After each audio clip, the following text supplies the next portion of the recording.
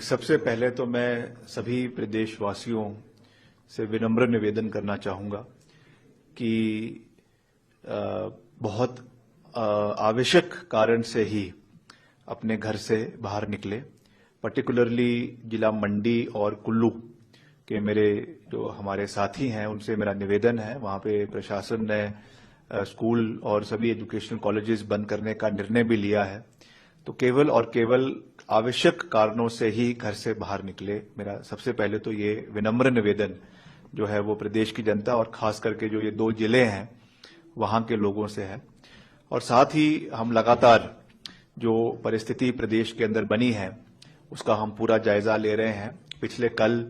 करीबन 390 सड़कें प्रदेश के अंदर बंद थी। मैंने कल ही बैठक जो है अपने डिपार्टमेंट के लोगों के साथ करी और सेक्रेटरी पीडब्ल्यूडी के साथ करी, और हमने मशीन्स रोबोज और जेसीबीज जो है वो डिप्लॉय करी है। मगर पिछली रात जो है इंटरवीनिंग रात और आज की सुबह अर्ली मॉर्निंग बहुत हैवी बारिश हुई है पूरे प्रदेश में, और पर्टिकुलरली मंडी जिला में उसका बहुत नुकसान के अभी हमको रिपोर्ट्स आ रही हैं, जिसमें खास रूप से जिला मंडी का सिराज विधानसभा क्षेत्र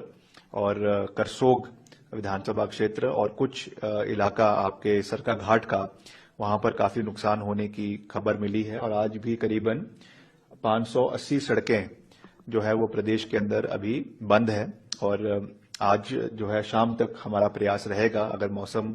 अनुकूल रहता है तो करीबन 340 सड़कों को शाम तक आज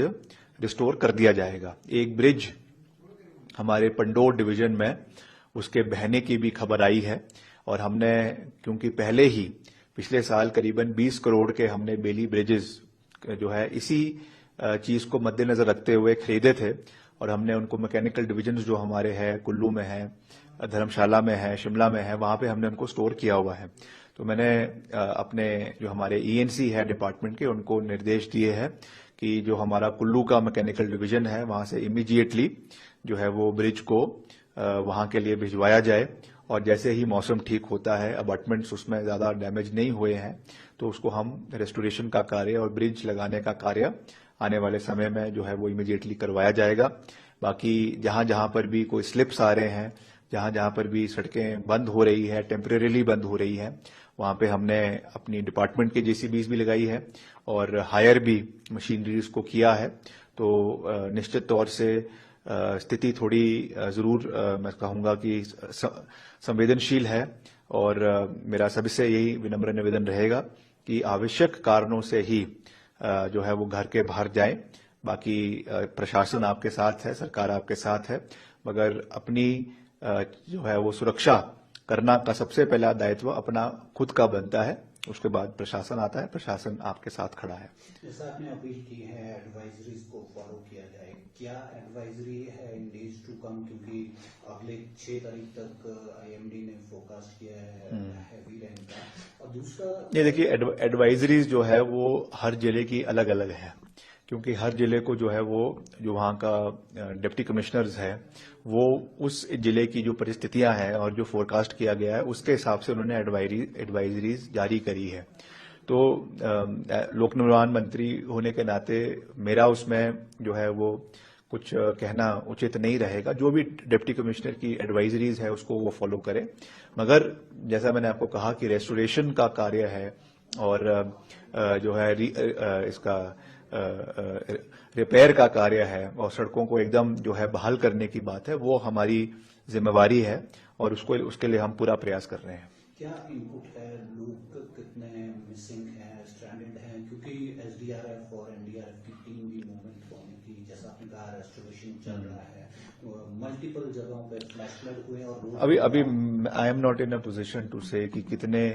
इसमें जो है कुछ अगर कैजुअलिटीज हुई है या कुछ लोग मिसिंग है,